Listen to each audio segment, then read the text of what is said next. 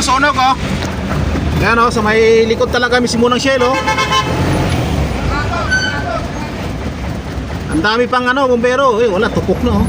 Lusaw na yung ano, bodega. Dami pa ng mga empleyado yan. Kanina pa daw yan, last trace. Daling araw.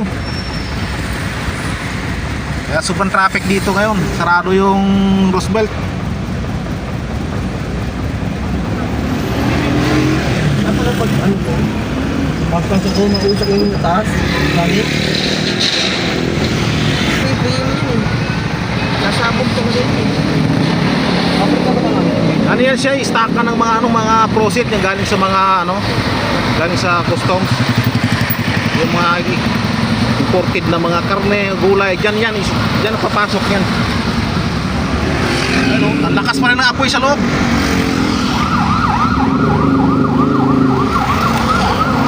Pangusok.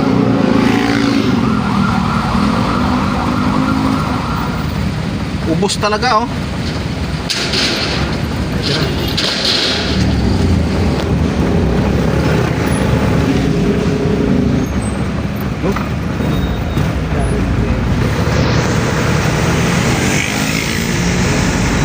Yan pa oh.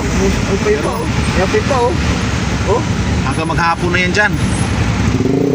Sarado po yan oh, puro pero.